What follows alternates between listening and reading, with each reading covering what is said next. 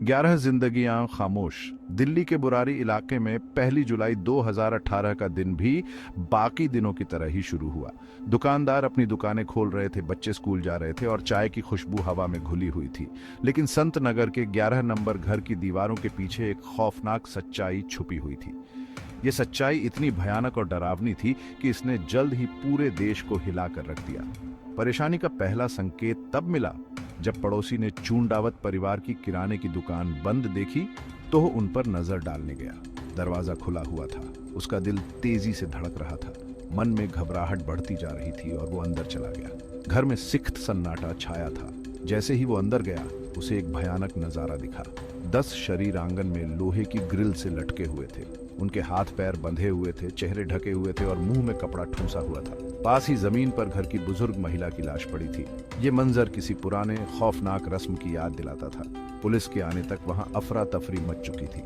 पड़ोसी जमा हो गए थे, उनके चेहरों पर डर और अविश्वास साफ दिख रहा था। बुरारी मौतों की खबर जंगल की आग की तरह फैल गई और पूरा देश इस त्रासदी और इसके पीछे छुपे रहस्य को समझने की कोशिश करने लगा। बंद दरवाजों के पीछे चूंडावत परिवार। मूल रूप से राजस्थान का रहने वाला चूंडावत परिवार पिछले 2 दशकों से संत नगर के 11 नंबर घर में रह रहा था। वो एक साधारण मध्यम वर्गीय परिवार था। उनका प्लाईवुड का अच्छा खासा बिजनेस था और एक किराने की दुकान थी। उनके बच्चे स्थानीय स्कूलों और कॉलेजों में पढ़ते थे।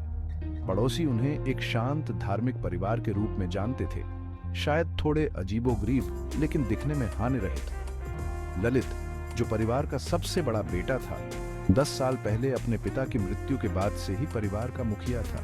उसे एक बहुत ही धार्मिक व्यक्ति के रूप में जाना जाता था, जो अक्सर घंटों ध्यान में लीन रहता था। उसकी पत्नी टीना एक गृहिणी थी जो अपने परिवार और अपनी आस्था के लिए समर्पित थी। फिर ललित के भाई बहन थे, भवनेश और प्रियंका, दोनों अविवाहित थे और अपने परिवार के साथ रहते थे। प्रियंका की शादी तय हो चुकी थी और वो अपनी जिंदगी के एक नए अध्याय की शुरुआत करने वाली थी।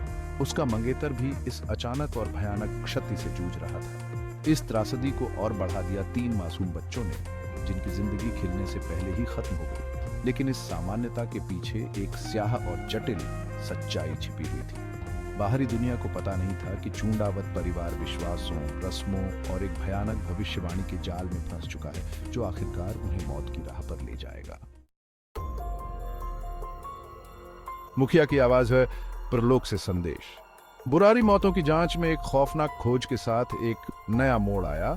ललित द्वारा कई वर्षों तक लिखी गई हस्तलिखित डायरियों का एक सिलसिला। कुल 11 डायरियां एक ऐसे परिवार की कहानी बयान करती हैं जो एक भयानक विश्वास प्रणाली का गुलाम बन गया था।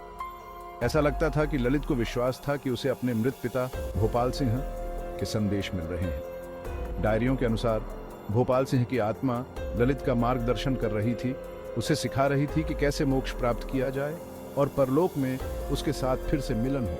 निर्देश बिल्कुल स्पष्ट थे, विस्तृत रस्मों, खानपान संबंधी पाबंदियों और यहाँ तक कि परिवार को कैसे प्रार्थना करनी चाहिए और अपना दैनिक जीवन कैसे जीना चाहिए, इसका भी विवरण दिया गया था। ललित इस विश्वास में डूब गया कि वो ईश्वर का दूत है, परिवार का निर्विवाद नेता बन गया। उसकी बात ही कानून थी, उसकी घोषणाओं को धार्मिक ग्रंथ माना जाता था। डायरियां धीरे धीरे लेकिन निश्चित रूप से हकीकत से अपना संपर्क खोते हुए परिवार की तस्वीर पेश करती है। उनका जीवन तेजी से एक मृत व्यक्ति की सनक के अनुसार ढलता जा रहा था, जो अपने जीवित बेटे के जरिए बोल रहा था। भाग 4, रहस्य का उद्घाटन, डायरियों और रस्मों का सिलसिला। जैसे जैसे पुलिस ने डायरियों में लिखी बातों को समझना शुरू किया, चूंडावत परिवार की विचित्र प्रथाओं की पूरी सच्चाई सामने आने लगी। ललित के निर्देश, जो अक्सर रहस्यमय और व्याख्या के अधीन होते थे, उनका पालन अटूट विश्वास के साथ किया जाता था। परिवार एक सख्त दिनचर्या का पालन करता था। उनके दिन को प्रार्थनाओं, रस्मों और भोपाल सिंह की दिवंगत आत्मा को प्रसन्न करने के लिए डिजाइन किए गए अनुष्ठानों के इर्द गिर्द सा मेटिकुलसली प्लान्ड किया जाता था। डायरी में लिखी एक बात जो विशेष रूप से भयावह थी, उसमें बरगद के पेड़ की रस्म का वर्णन था, जो हूबहू उसी तरह थी जैसे शरीर मिले थे।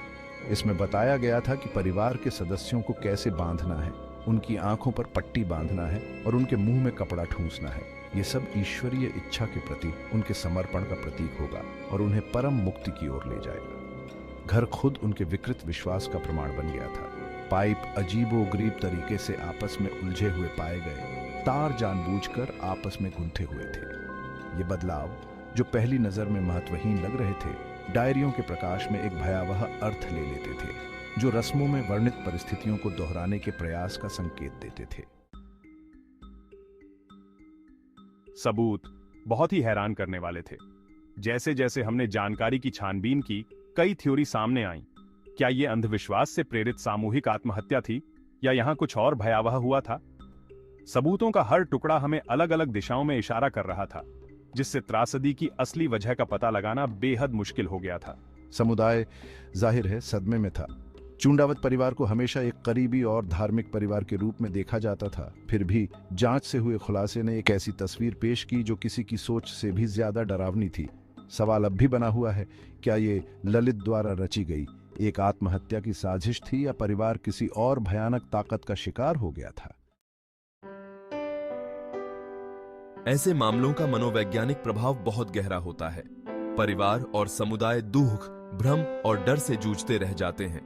बुरारी मामले ने खास तौर पर सामूहिक मानस पर एक अमिट छाप छोड़ी है, जो मानसिक स्वास्थ्य, सामाजिक दबावों और आस्था और कट्टरता के बीच की बारीक रेखा के बारे में सवाल खड़े करता है। बुरारी मामला आज भी कई लोगों के जहन में ताजा है, जो बंद दरवाजों के पीछे छिपे संभावित खतरों की याद दिलाता है। जब हम इस त्रासदी पर विचार करते हैं तो मानसिक स्वास्थ्य के प्रति जागरूकता और उन दबावों के बारे में खुलकर बात करने की जरूरत को याद रखना महत्वपूर्ण है, जो व्यक्तियों और परिवारों को ऐसे अत्यधिक कदम उठाने के लिए प्रेरित कर सकते हैं। बुरारी मामले के बाद के झटके निस्संदेह आने वाले वर्षों तक महसूस किए जाएंगे, जो हमें ऐसी अकथनीय घटनाओं के सामने समझ और करुणा की तलाश करने के लिए प्रेरित करेंगे।